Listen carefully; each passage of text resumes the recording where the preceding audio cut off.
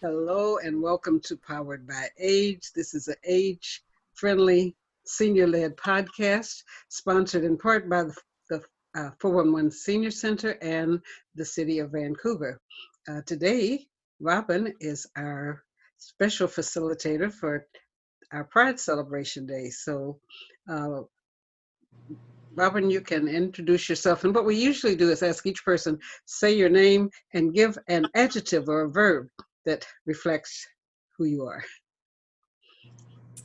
Hi, Charlotte, and all of the attendees today on the podcast, as well as listeners. My name is Robin, and I am a little gloomy today with the dark. Marion? Hi, I'm Marion. I'm on the board of the 411 Senior Center, and I'm busy. Leslie? Yes, I'm Leslie. I live in New Westminster, and I guess you could call me interested in the session today. Great. Janie? Yes, my name is Janie, and I guess I would say I was less tired than usual today. We'll go to Cyndia. Hi, I'm Cyndia, and I think in the spirit of Pride today, I am feeling colorful. Nice. Chris. I'm Chris, and I'm with Quirky out of the Britannia Community Center, although like everybody else, we're all on Zoom these days, and I'm recovering. Next, we'll go to Kendra. Hello, everybody. My name is Kendra, and I'm known in our culture as a knowledge keeper and elder. And thank you for inviting me today. And finally, Farren. Yes, my name is Farren, and I think I've been described as a workaholic, and I'm pledging to retire in October. So hopefully I'll have more time for writing and for podcasts. Great. Well, welcome to everyone. I just want to begin by saying that this podcast is created on the unceded and ancestral territories of the Musqueam, Squamish, and the Tsleil-Waututh peoples, and that the work that we do here on the podcast, which is bringing the voices of seniors to light. I think we also need to keep in mind that, being an age-friendly city means that we incorporate and include all the voices that are generally left out of a lot of mainstream conversations. And so today we're going to hear some voices of folks who also typically get left out of the mainstream conversation. And I'm really happy to pass things over to Chris in a moment. But I know that Marion has a very special announcement that we're going to just start off with first. Do you want to tell us what we need to know, Marion? Okay, and I want to thank you for making time for me on this for this. I really appreciate it. So, in the spring, the federal government announced, due to active pressure, the federal government announced that they would maintain a seniors guaranteed income supplement, or GIS, till October 1st, even if they hadn't filed income tax. And we were all happy with that. But what happened last week when seniors received their old age security and their guaranteed income supplement, either direct deposit in the mail, lo and behold, for those seniors who hadn't done their income tax, there was no guaranteed income supplement. Oh dear. This caused a number of seniors to be very upset because they couldn't pay rent, they couldn't buy food, etc. The staff at 411 worked really hard and we rectified it. But for August and September, people who are on the guaranteed income supplement need to know that what the federal government is going to do. They're going to, on check issue day, on the day your your old age security and CPP is payable. If you have not done your income tax or your income tax has not been processed, you will only get your old age security. The following day, you should get your guaranteed income supplement direct deposited. We've asked them about people who get their OAS by the mail, and they've assured us that it should also be the following day in the mail. So people need to understand that in August and September, when you get your OAS and your GIS, guaranteed income supplement isn't included, it should come the next day. The best way to avoid this happening is to get your income tax done. The 411 Senior Center runs a free income tax clinic Monday to Thursday, 10 a.m. to 2 p.m. at 333 Terminal. You bring in this is for low-income seniors. If you make under $35,000 for single, under $45,000 for family, and we'll do your income tax and we'll file it electronically. This is really a way to avoid having your GIS impacted. So I want to thank you for giving me the time, and if there's any questions, I'll take them. If not, I have to go to another meeting. Great, Thank you thanks, very Marion.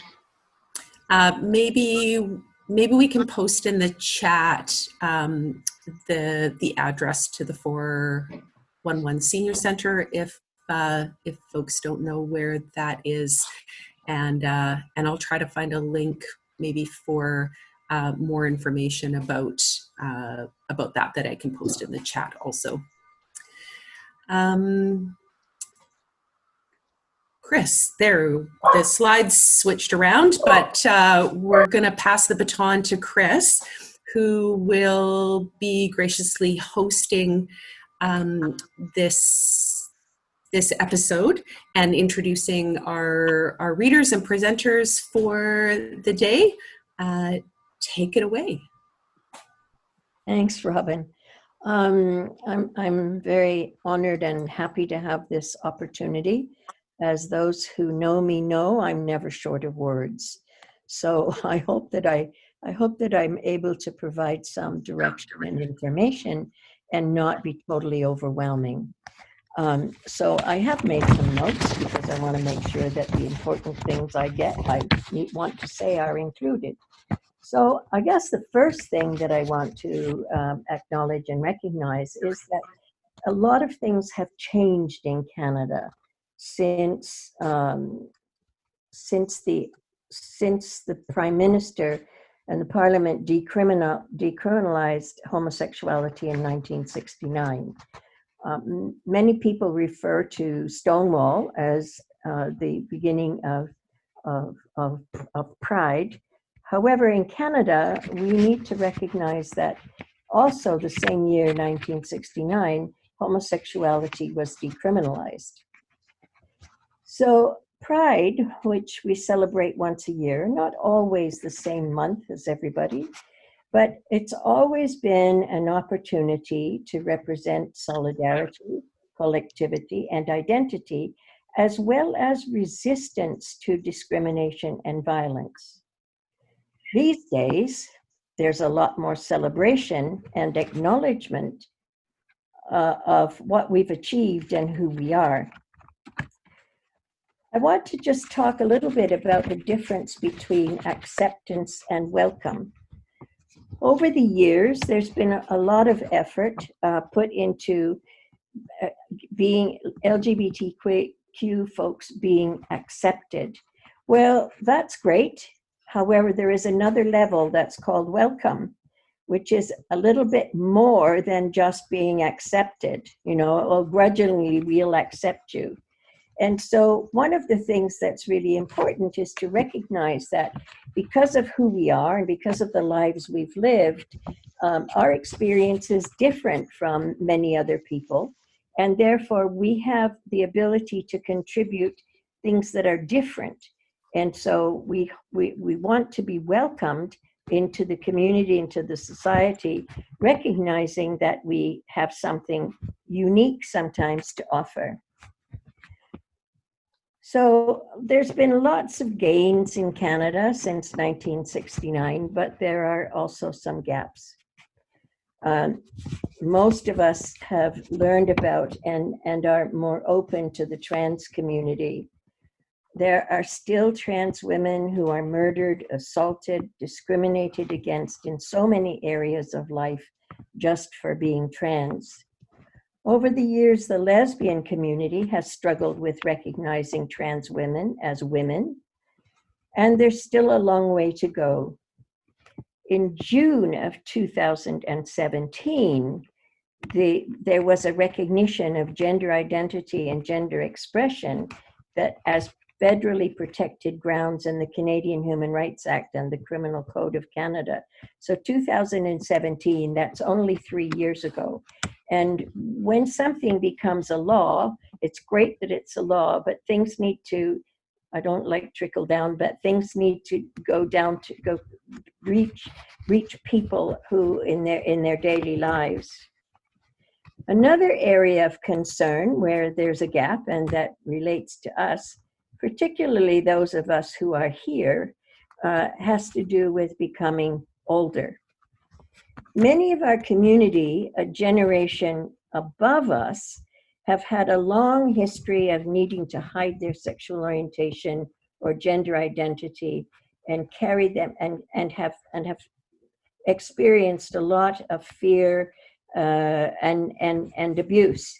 And so it's very difficult for them as now older adults to actually feel secure and comfortable in terms of receiving any of the senior service sectors.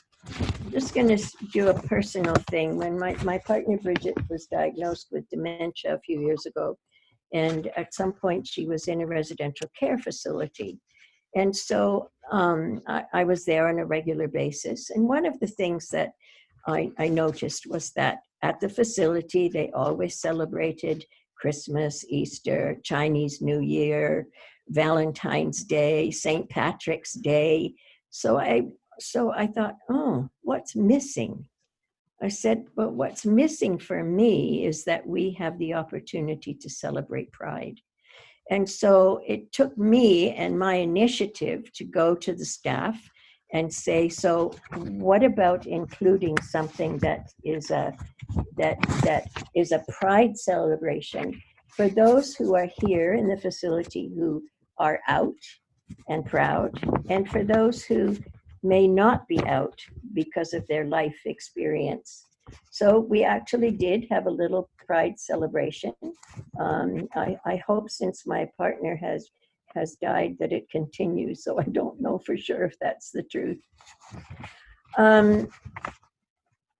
Then another area down at the other end of this age spectrum that's a real concern to our community is youth, and particularly youth suicide. A study has shown that sexual minority youth were 3.5 times as likely to attempt suicide as their heterosexual peers. Transgender adolescents were 5.87 times more likely. And we don't have actual details on these are the actual suicides, but there have also been many suicide attempts and attempts to harm oneself that are not included in those stats, but that are part of the reality of youth. And finally, what's near and dear to my heart is we have so many privileges here in Canada. Yes, a lot of them we've had to fight for. Well, I think almost all of them we've had to fight for. Nothing's really been handed to us on a silver platter. And yet we have achieved a lot over the years. And so it's important for me to recognize the privilege that those of us who live here have, and to recognize that there's many countries in the world where people, LGBTQ people, still face death or imprisonment. And so it's important for me that we look beyond the borders of Canada and look to have a more global perspective, so that we're not isolated we're not isolated, but in fact, we're part of the larger global community of LGBT people. So that's kind of a bit of an overview. I'm sure there's a lot more I could say, but I think that's enough. So I'm going to introduce the three speakers that are here. There's one missing, and I've sent her an email to see where she is. So first off, I'm going to invite Cyndia to share what she's written. Thank you very much, Chris. I feel that I have to share something else about the meaning of today in order to clear my path to read about Pride. And that is that as August 6th, this is the 75th anniversary of the bombing of Hiroshima, the first time that people were killed en masse. 200,000 people lost their lives in one day. Over 66,000 buildings were flattened or incinerated by the actions of human beings against other human beings. And we are still living in an age in which this is a potentiality for everyone, every living being alive on this planet. We have not eliminated nuclear weapons in 75 years, and we need to do so immediately if we're all going to enjoy Pride. Okay, moving on to my poem. This poem is called Pride, What Pride Means to Me. The persistence, purpose, and perseverance of the people pushed down, punished, and persecuted as pariahs. The resistance, resilience, and resourcefulness of the rebels against restrictive recipes of realness. The independence, integrity, and intelligence of the individuals insisting on the inalienable right to inhabit inner identities. The determination, dedication, and devotion of the decent, decrying, defying, and demystifying the desperate denials of the deceivers. The elation, excitement, and exuberance of the enlightened, elevating, exhibiting, and expressing Pride. Thank you. It's beautiful. Thank you, Cyndia. That was amazing. I hope you're going to circulate. Oh, I think you have circulated this among Quirky.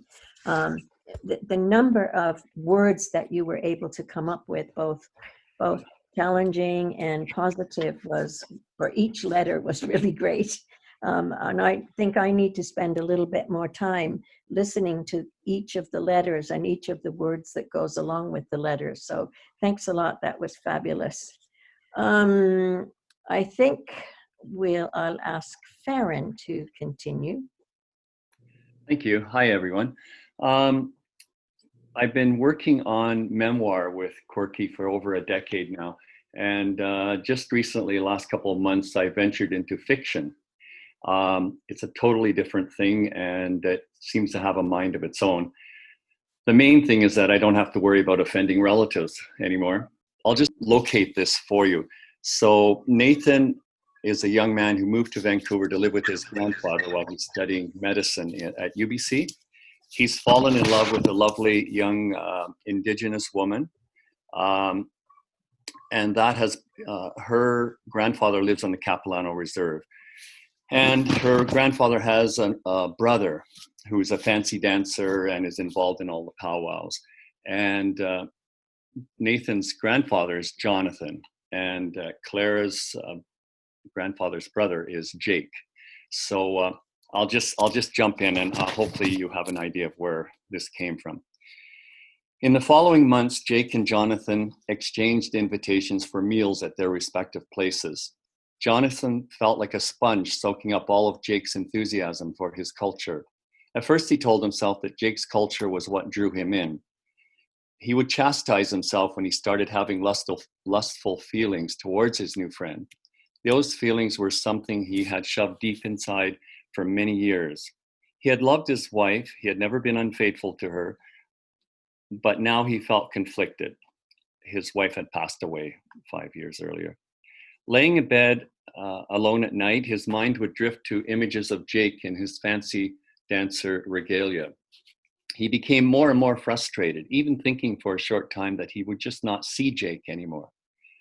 The next morning, while having coffee, his hand would reach for the phone and without hesitation, ring Jake. He couldn't keep it in any longer. He didn't know how to go about finding a counselor, and if he did, would he feel comfortable explaining his feelings about Jake? Damn, shouldn't you know what side of the fence you are on by 70? He decided he would share his dilemma with Nathan. A couple of nights later, after dinner and a glass of wine, he asked Nathan to join him in the sitting room. I have something I need to talk to you about. Are you okay? Yeah, I'm fine. Well, maybe not so fine. A worried look crossed Nathan's face. What's up, Grandpa? I don't know where to start, Nathan. This all seems so crazy. You know I loved your grandma, right? Of course I know that. You guys set an example for all of us. What's this about? Well, you know I've been hanging out with Jake quite a bit. Yes, Clara and I are so pleased you guys hit it off. You seem different since you guys have been hanging out. You seem happier, Grandpa. I never heard you singing to yourself, and in the past few weeks, it's like you can't stop. Jonathan smiled. Well, I like Jake. He makes me happy. Nathan's face relaxed a bit. I really like Jake too, Grandpa. Jonathan took a deep breath. Well, Nathan, I really like him. I mean, really like him. There was a pause. Nathan held Jonathan's gaze. You mean really like him? Yes, Nathan. I feel so stupid. Do you think I'm going senile? Grandpa, are you saying you're in love with Jake? Well, now, just a minute. I'm not sure I'm ready for that love word. Nathan sighed. Grandpa, I thought you were going to tell me something really serious. Well, this is serious, don't you think? Nathan, I'm 70 years old and I'm feeling like a love-struck school kid. Use that love word, Grandpa. And since when can people in their 70s, 80s, 90s, or whatever not fall in love? Does Jake feel the same way? Not sure. I think he does, but I think he's just giving me some time to come around, maybe. Well, Grandpa, young people are always being told to not be in such a hurry. Take your time, they say. Grandpa, you loved and supported Grandma for 45 years. I'd say you have been taking your time. If you think this is the real thing, you need to move on it. Jake is hot, and Grandpa, honestly, you are quite a catch yourself. I was, at some point after we finish this, we can have a bit more of a discussion around each of the presentations. This particular one, I really appreciated that you used both the aging and the sexual orientation to be included in this particular fiction piece that you're writing. Oh, were it fiction. I'm sure that it's not just fiction, that it's true for many older people who have this experience. So thanks so much. And next we'll have Janie. This is a short story I wrote a few years ago, and it's about my coming out around the time I came out, and the title is The Hidden Dangers of Lesbian Symbolism. I remember buying my first labrys. I bought it at a Christmas fair at Britannia Community Center. It was 1983 and I'd just come out. A labrys was like a secret handshake amongst lesbians. If you wore a labrys, you were boldly claiming your lesbian sexuality. It was a must-have item. All the best lesbians wore one.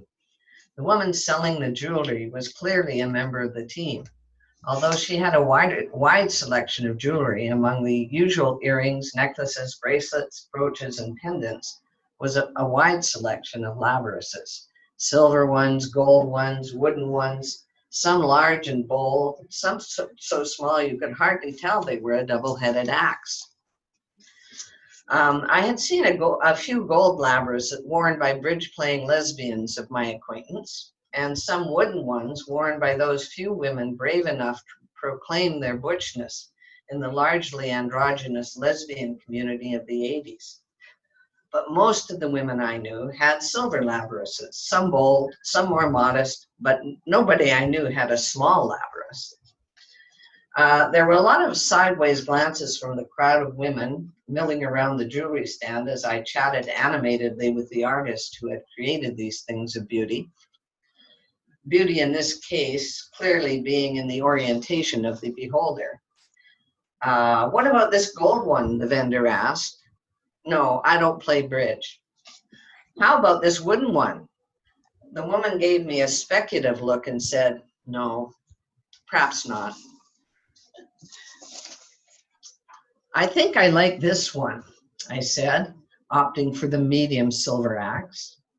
My selection finally made and my medium declaration of my lesbian self securely around my neck, I set off, fully prepared to explain the significance of my choice of jewelry to anyone who asked. I did not, however, imagine that this preparedness would include defending myself against a charge of assaulting my older daughter made by her school principal. It all started innocently enough. Sue, my older daughter, and I were engaging in a little roughhousing, and I had finally rolled Sue on her back and pinned her arms down and said, "Say Aunt." "It's Uncle, and I won't say it." "Ouch," Sue yelped. She was clearly hurt. I jerked back. Wrong move. My labrys had caught in her nose. When I pulled back, the edge of the labrys cut her nose. It was a small cut, but it bled for a good half hour. My younger daughter, Samantha, looked at her sister, who was holding wads of tissue to her nose, and then she looked at me. "She'll probably bleed to death, you know." "No, Sam, it's just a small cut. She'll be fine." We spent the rest of the evening in more subdued pursuits, playing an endless game of Monopoly and watching Cagney and Lacey on TV. The next day, a half hour after I got home from dropping the kids off at school, I received a call from the school principal, Mr. Russell. Mr. Russell did not like me, probably because I was a lesbian. Or possibly because I was a feminist, or perhaps because he didn't like Birkenstocks. Whatever the reason, he didn't like me. "Mrs. Colley." There was something in Mr. Russell's tone that indicated that I should not point out yet again that it was Ms. Colley. "Yes, Mr. Russell?" "Mrs. Colley, a serious matter has come up concerning your daughter, Sue, and I think we need to discuss it in person." "What's happened?" I immediately went into fierce mother mode, fueled by panic that something had happened to my child. "I'd rather not discuss it over the phone, Mrs. Colley. Could you please come to the school as soon as possible?" "I'll be there in 20 minutes. I made it in 15 and was immediately ushered into Mr. Russell's office. Before I even had a chance to sit down, Mr. Russell said, "Your daughter Samantha announced to her class during roll call this morning that you cut her sister's nose with an axe." The teacher reported this to me. As you know, I'm obliged to report the suspected case of child abuse to the authorities. I wanted to hear your explanation before I proceeded with this matter. Well, I felt a surge of relief pass over me, and then a need to kind of organize my thoughts. Well, actually, Sue and I were roughhousing, and she caught her nose in my necklace. It was a very small cut. Have you actually seen Sue today? Does she look like she's been attacked by an axe-wielding parent? Well, why on earth would Samantha say that you cut her nose with an axe if it wasn't true? Mr. Russell knew from long experience that Samantha was not loath to dramatizing events. I could only conclude that he was so delighted to have found yet another potential flaw in my personality that all semblance of good sense had fled. I held up the labrys. I'm sorry I don't have it right now. This is the axe in question, I said. Mr. Russell looked at the object I was holding up. What exactly is that? It's a labrys. What on earth is that? Well, it's a double-headed axe, generally taken as an indication. I didn't get to finish my explanation. Why would you wear that around your neck? I looked at Mr. Russell. He was wearing a dead man on a cross around his neck. I didn't comment on his choice of jewelry. Look, Mr. Russell, why don't you just have Sue come down to the office, ask her what happened, ascertain the extent of her injury, and based on evidence, judge for yourself whether or not anything other than an accident happened. Sue clearly gave a credible account of the events of the previous night, and the minor nature of the injury convinced Mr. Russell that he didn't have a Lizzie Borden on his hand, just a lesbian. When I brought my labrys, my lovely silver labrys, I was hoping that people would ask me what it symbolized. But this certainly wasn't. Thank you. Oh, that's not a labrys. Sorry, I was getting props from my partner. Oh. Thank you. Thanks, Janie. Can you show it? Have you got it right there now? No, she doesn't. No, Zed is rummaging through my jewelry box and we can't find it. All right. Well, maybe that's a sign that you no longer need to wear it. No, the last time I read this story, the chain broke, and so ever since then I've been meaning to get a new chain, but alas, it hasn't been a priority.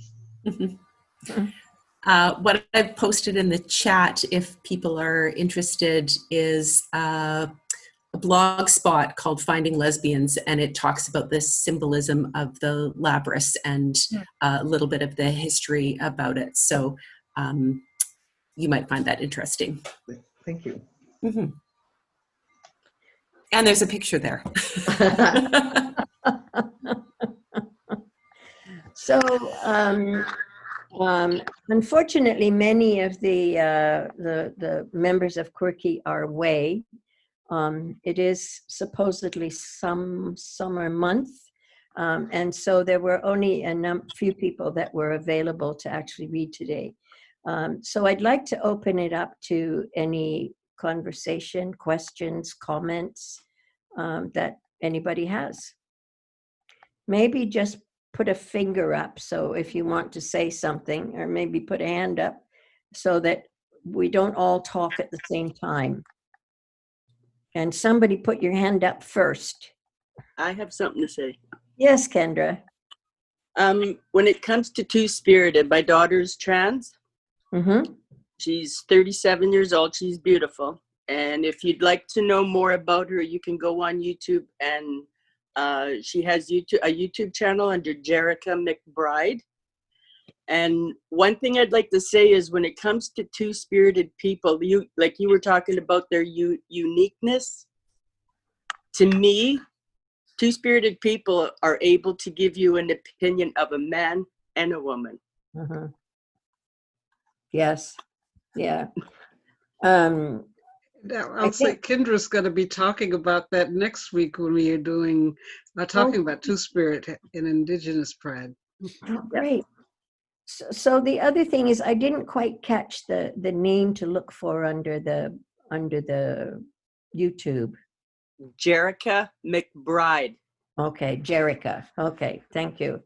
Yeah, I mean, the whole issue of Two-Spirit folks is very interesting, and I have to say that many times in my life, I've been quite envious that there is a terminology for that within First Nations culture, the two spirits, because I think many of us incorporate both male and female aspects, but we're still stuck in this binary place where we're either male or female, and it's very difficult to find something that truly expresses who we are. So I really look forward to looking at her YouTube piece, and also being here next week. Yes. So thanks very much. one dominates the other. That's what I feel. And one thing that isn't available is a lot of support for the parents who are raising two-spirited children. Yeah. And that's something I'll touch on next week too, as well as what it's like as a parent. Right. Farren? Yes, I met a young man at the gym quite a few years ago who was Indigenous and two-spirited, and he was going to go for a job interview, and it had to do with domestic abuse, victims of domestic abuse, mostly within his culture. And he said, I'm not sure whether I should tell them that I'm two-spirited. And so I don't know how they took it, but I said, it's a gift. You have a gift.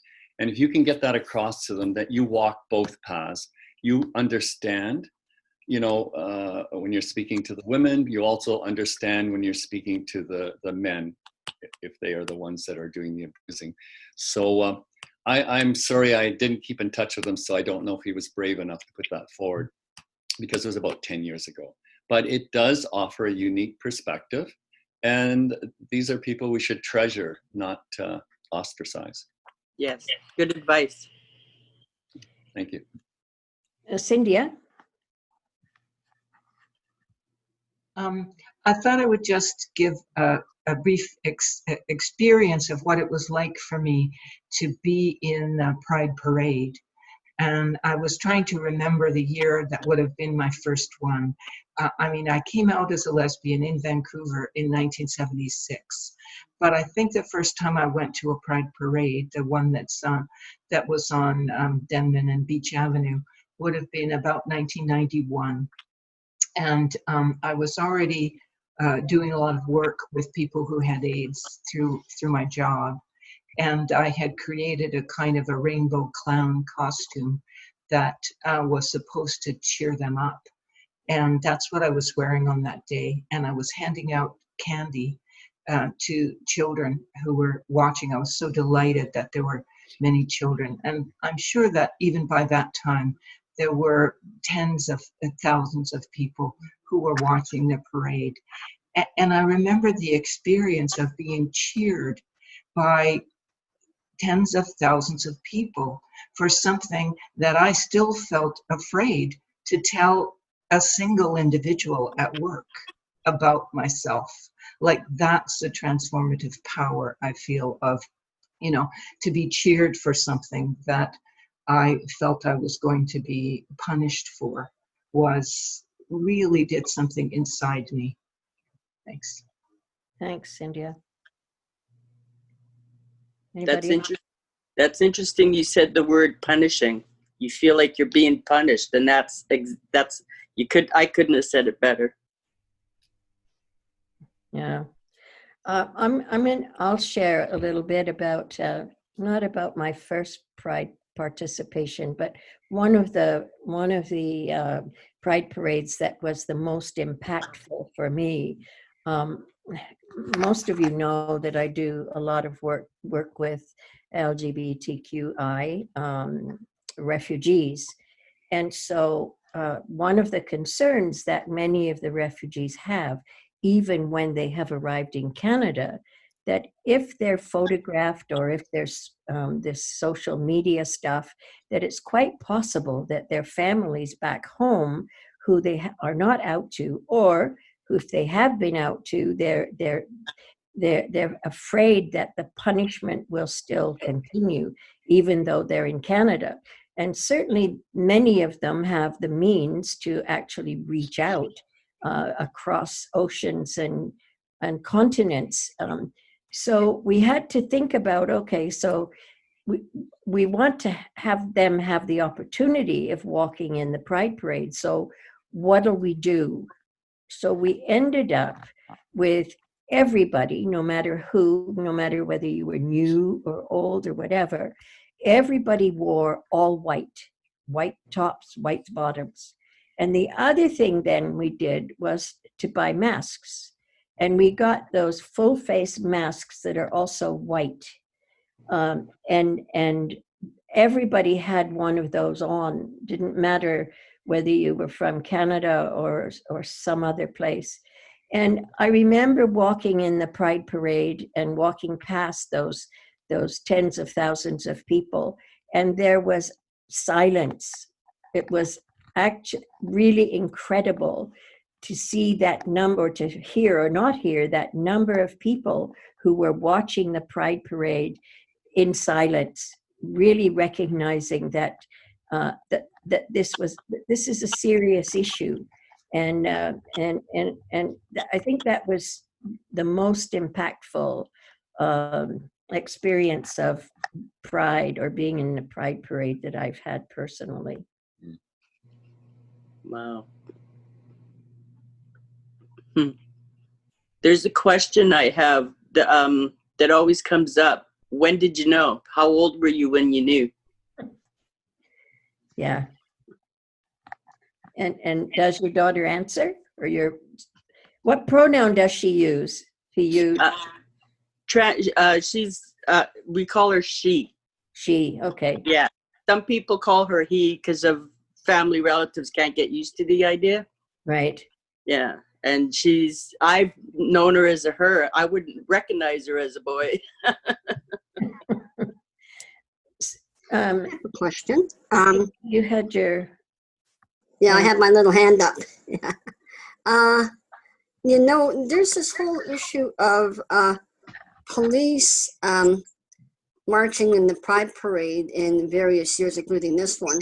And I actually know out gay police. Actually, one of my colleagues, her partner, was out and gay as a member of the VPD. And she used to come and visit us where I was working in the downtown east side quite often, and, help the students and things like that. But I wonder, and I've also bumped into people who were in the military who were gay, and I wonder what percentage of people in law enforcement or the armed services are LGBTQ and why on earth is there such static against them? It's a very bizarre thing. United States is a little weirder than we are, but I just wonder about that. That's a whole kettle of fish, and I've been curious about that. Mm-hmm. So is there anybody who would like to address, that? I have no clue about the percentages in the military or the police of LGBT folks. If anybody else does, speak up. I have no clue. No, me neither. I wonder, I know that there's the harassment issue, and I just wonder, in your communities, whether you have members who are police or armed forces that you know of yourself. Are you talking? I certainly know. Farren, were you going to say something? Go ahead. No, I don't know. I don't know anyone in my circle. I do. I have a friend who's in the police force, a woman. So do I. Yes. And as far as I can tell, she certainly doesn't experience any harassment. She's quite a force to be dealt with in and of herself. So. More recently, we're certainly hearing lots of stories about how women in the RCMP, for example, have experienced and continue to experience a lot of harassment. So there still is those two levels, right? And so my guess from what I know is that for a lot of lesbians, going into the armed forces or going into the police force offers them an opportunity to do something that many people have judged to be a male occupation. And yet we've been talking about the two-spirit. There are many of us who also have that sense of that balance between male and female. So I haven't really asked why they do it, but that would be my guess. Mm-hmm. I know that I knew a teacher that was two-spirited, and he had such a rough time. He was one of the best teachers for my daughter, but then they fired him, right? They found they found a reason to kind of get rid of him because they weren't happy with his sexuality. Yeah. I was so upset because he was a really good teacher, and my daughter adored him. How long ago was that? How long ago was that, Kenyon? Because when I retired from the board, I retired. My principal that I had for the last almost 10 years of my career was openly gay, and his husband used to come to our student parties and things like that. So, and I'm so glad, and I know 25 years ago he wouldn't have got that job.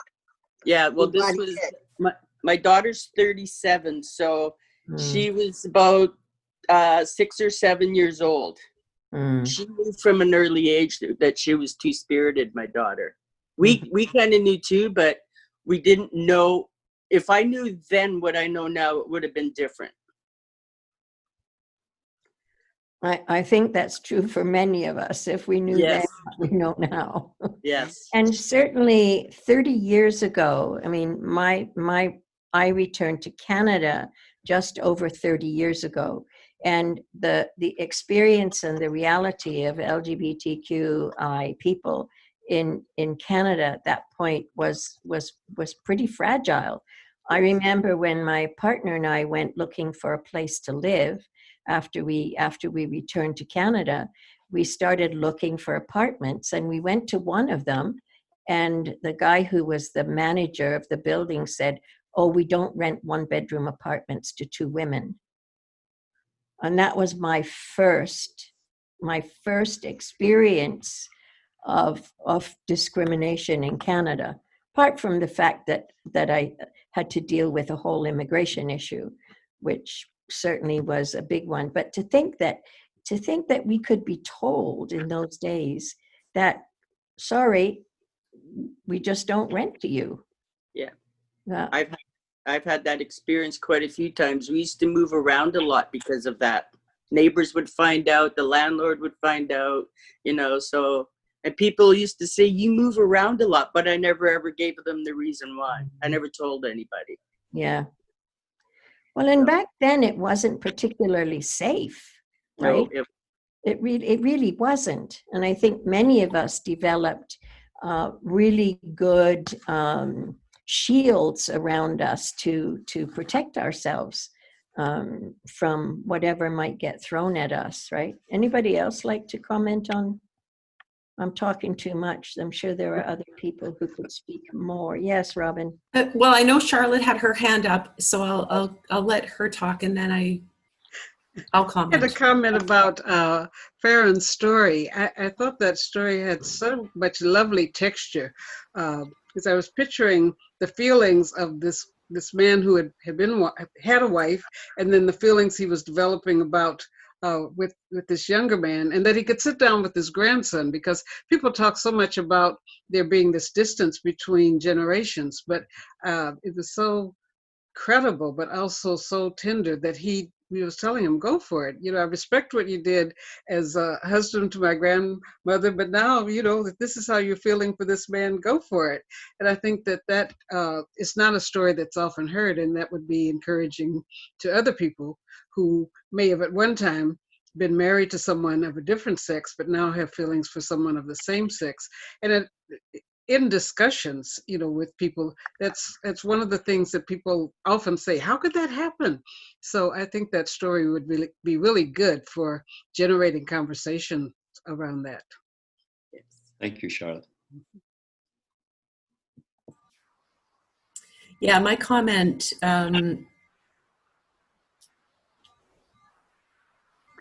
is kind of related to that, but really jumps off the ledge, Chris, from what you opened with, saying, there's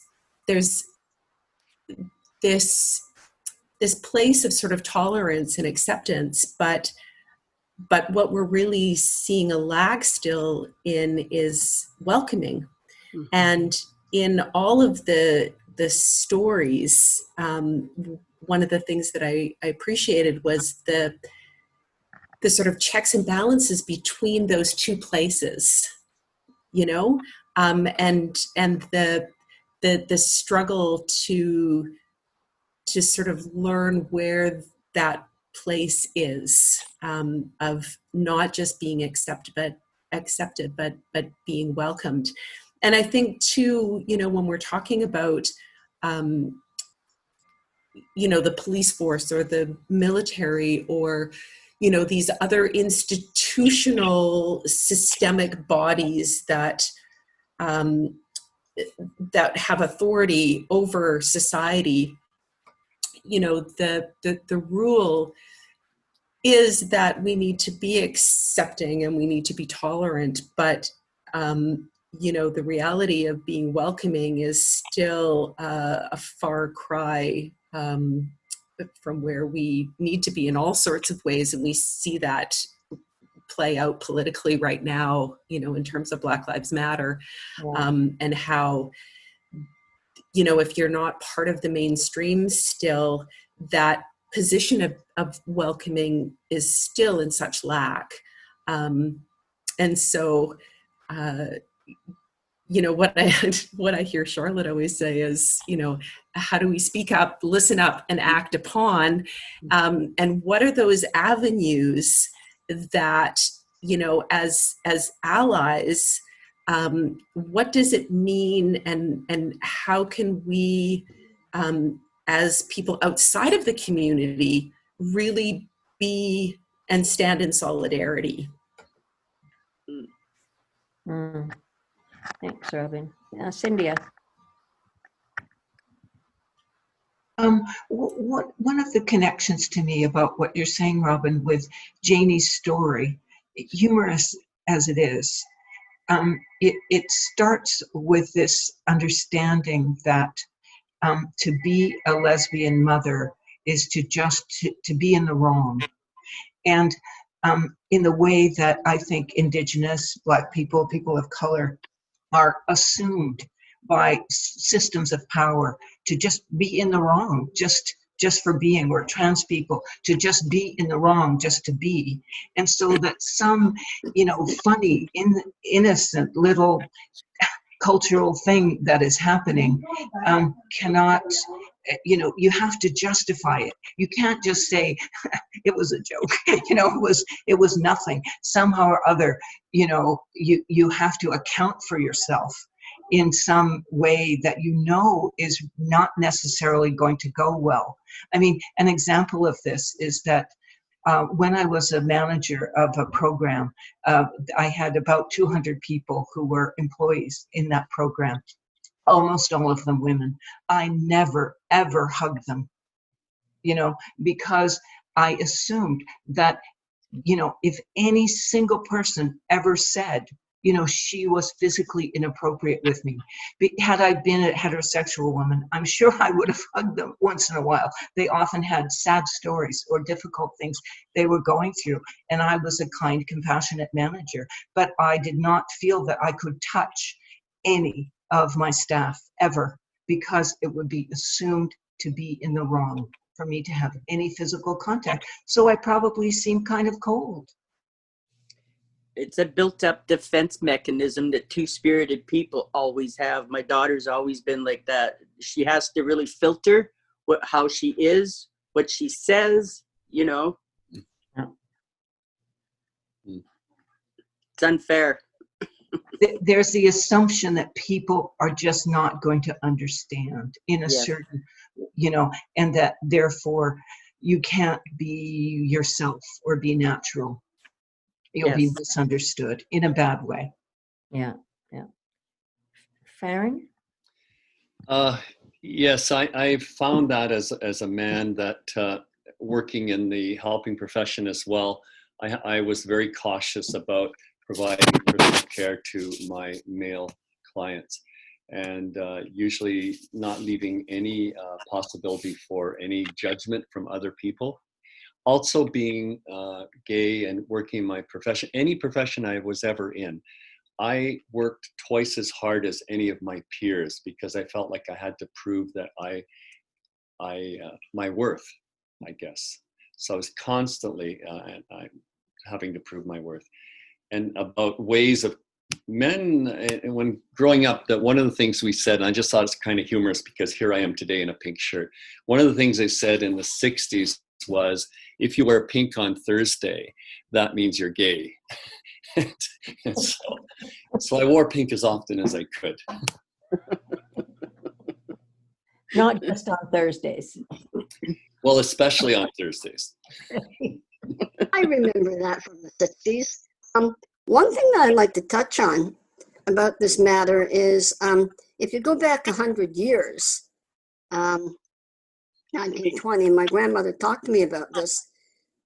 Anybody who was Ukrainian, like my family, they were beaten up on the bus if they spoke Ukrainian on the bus. And I'm just going, this is insane, because it's usually the weapon of the ruling classes to make people afraid of each other. And we have to get rid of this fear. And the fear just comes into your mind and your heart, and it goes through generation upon generation upon generation. And if we can get rid of this fear of the other, that all of us are brothers and sisters underneath anyway, and the whole idea of race, etc., is an illusion. That's where we've got to go. But how do we do it? That's the story.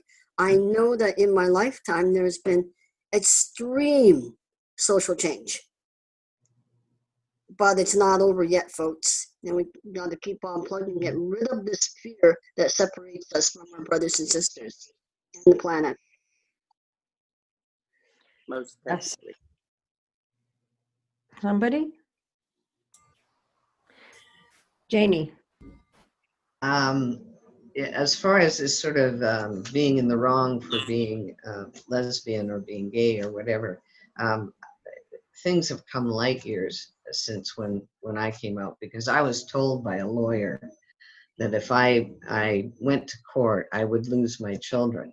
In spite of the fact that my husband was a batterer, I would lose them, because being a lesbian was clearly a much worse thing. And that, I mean, it's just such a wonderful thing to just see two women parenting and having children, and two men being able to do that. I mean, I don't assume that all of the sort of negative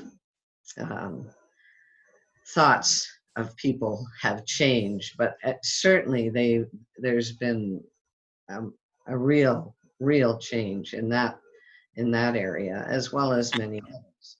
But we shouldn't get carried away with feeling all happy about it, because there's so many other areas, so many other fronts to fight on. As we witnessed in the country south of us, that can be taken away in a nanosecond by craziness. You have to safeguard it and still, you know what I mean? It's hard, yeah. So. Yeah. Yes. Charlotte? Yeah, I had a thought about older people and children. I'm a grandmother, and then I had two fathers. My birth father was a military man. He was in war from before I was born. He was called off to whatever war they were having in 1945. But he wasn't as involved in my life as my stepfather. My stepfather was very hugging, nurturing boys and girls. But as my children and I got involved with my father, if my sons would get ready to hug or kiss him, he would say, "What's wrong with you? Who's been teaching you this? Boys are not supposed to, kiss men," and would push them away.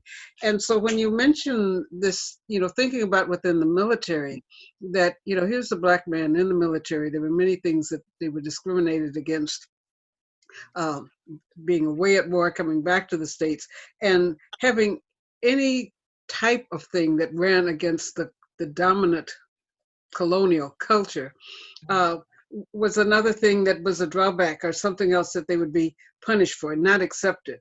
And so I know that me and were hazed, that there were people within our block, people would talk about, they would call men sissies and would do things. Some people would do things, on their doors or whatnot.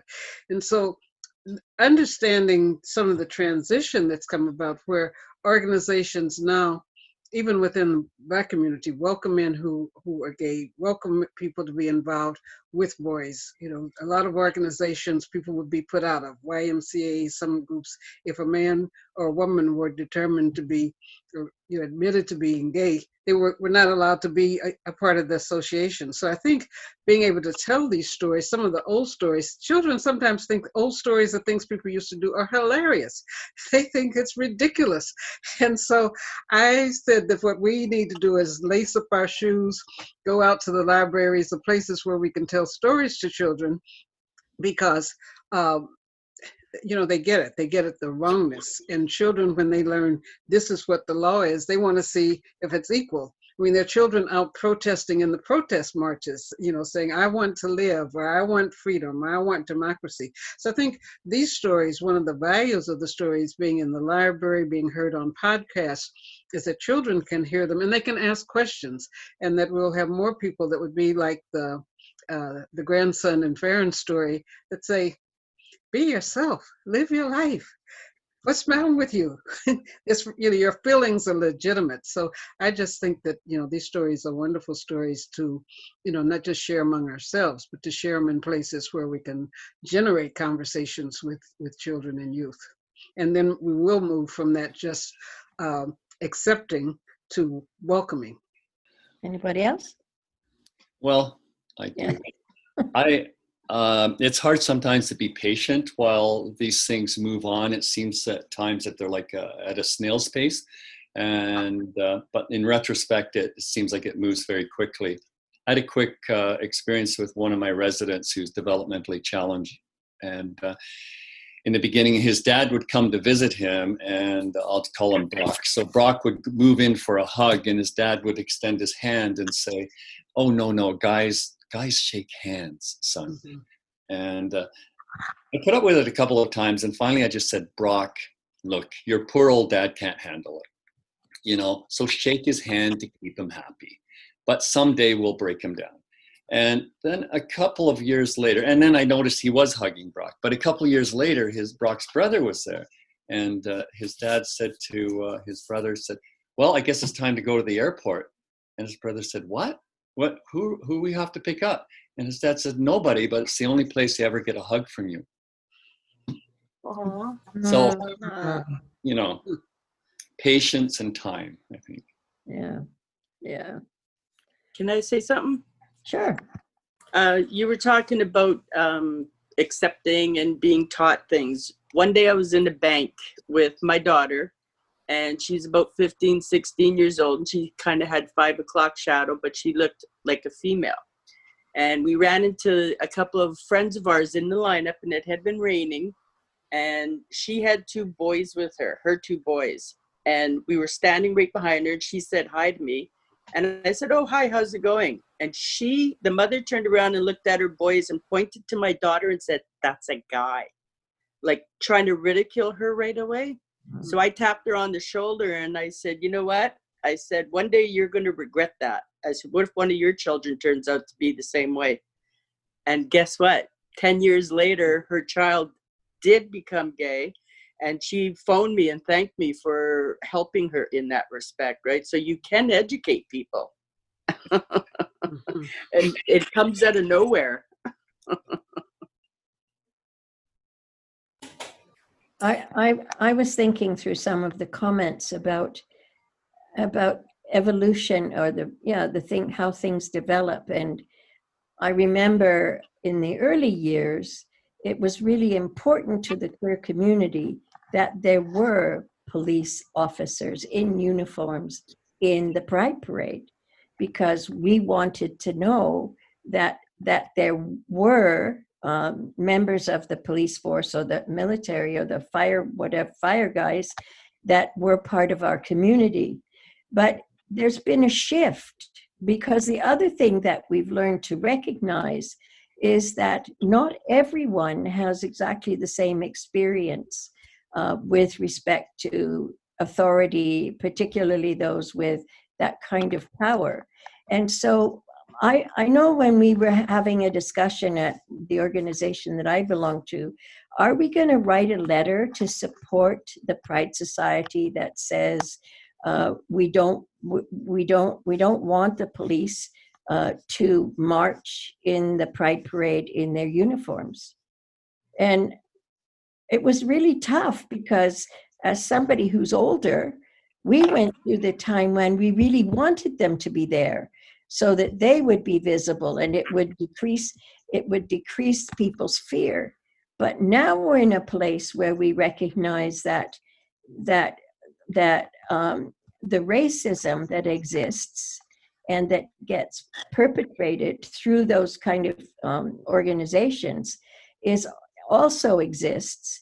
And as somebody who works with refugees, most of whom, if not almost all of whom, are people of color, and the experiences that they have had in their home countries of people in power being their persecutors, being the people who rape them, it's not easy for them to go a transition from what the experience was in their first 18, 19, 20 years of their life, and then come here and we expect them to be, you can go and talk to a policeman, or, and the reality is we know that that's not true.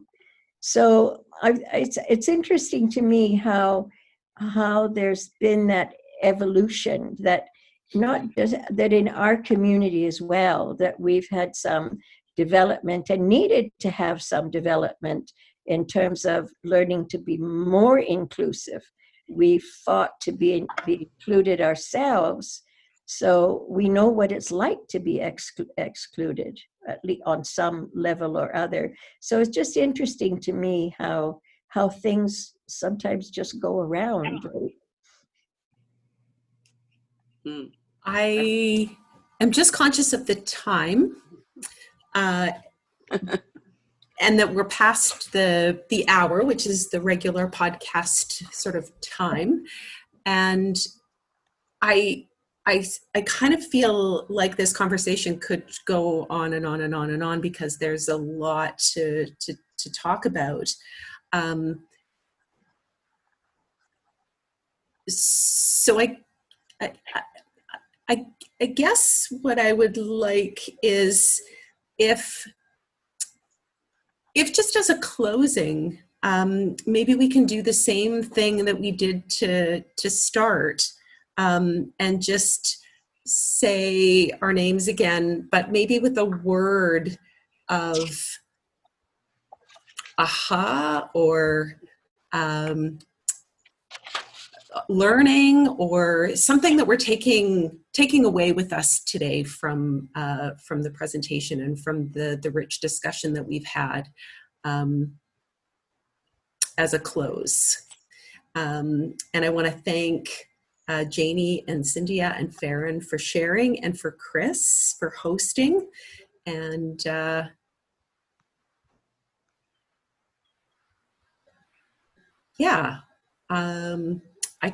I can go. My name's Robin, and I am taking away just an immense amount of gratitude, I think, for the sharing of your experience, and how enriched I feel by your stories and your poem. Leslie?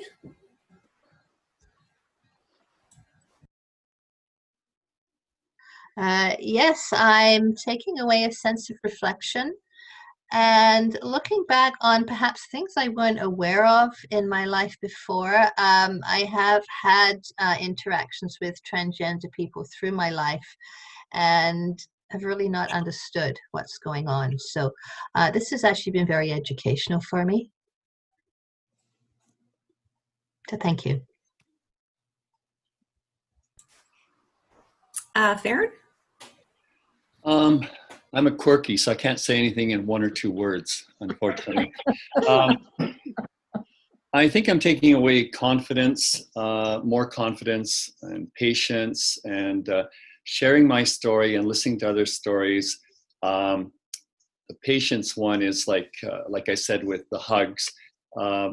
That brother who got father wanted a hug from, he's got 4 boys. So there's always the ripple effect. Now he'll carry that back to his boys.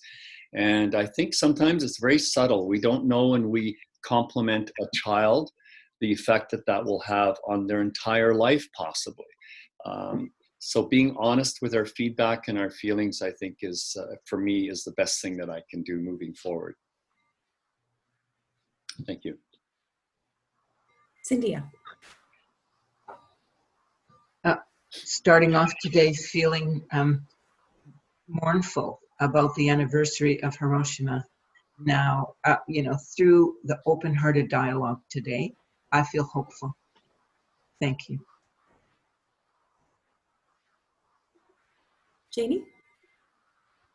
I feel appreciation for everybody's willingness to join in and comment, and the honesty and openness of today's chat. Thank you all. Kendra? I'm taking away today a lot of love and respect. And one reminder, Jerica McBride is on YouTube, so please look into it, and you'll know if you're coming in next week to this group, you will see who I'm talking about. Yeah. Gail. Thank you. Oh, thank you. Gail.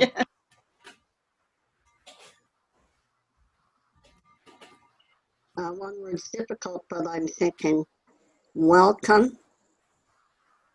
And I'm thinking of family, the human family, and gratitude that we're all in this together, and perfect love cast out fear. Luke? Yeah, no, I'm just, it's been so good hearing your guys' stories. It's just made me think a little bit about when I grew up. I grew up on the West End for the first 6-7 years, and a lot of my mom's friends were gay, and of course I was so young I had no idea what that meant or anything like that. And then moving to the island, it was definitely not as gay friendly a place, so just it's making me reflect quite a bit hearing your stories. Chris? Yes, I'm also really grateful for having had this opportunity and this experience of those of us that are here. And I'm grateful because this is a podcast. And so I'm hopeful that other older adults will also hear this podcast and also provide them with some opportunities for sharing, for reflection. The other thing I just want to say is that CBC podcast has one called Them and Us. Mm-hmm. And one of the episodes recently was about transgender people. So if you want more, CBC podcast, Them and Us, that particular episode, it's really good. So thanks for everybody. Thanks for this opportunity, Charlotte. And do you want to take us out, Charlotte? Yes, my words are inspired and resolved, because I'm resolved to create platforms for discussions like this beyond Pride Week. It's not just Pride Month that is the time for these sharing of stories and getting other people involved. So thank you all very much. We will be here again next Thursday, and we invite all of you to reach out, come back, tell a friend that there is something exciting happening on Powered by Age. And Kendra, we'll look forward to your stories next week, and I'll see you then. Mm-hmm. The more we get together, the happier we'll be. Just one note before everybody leaves, there is a book called Transgendered Warriors. I can't remember who it's by, but it's a good read. Mm-hmm. Great. Thank you, everyone. Thank you. Robin. Have a nice day, you guys. You guys did a wonderful program. Thank you so much. Thank you, Luke. Take care, everyone. Thank you. Bye-bye. Thank Bye-bye. you. Bye.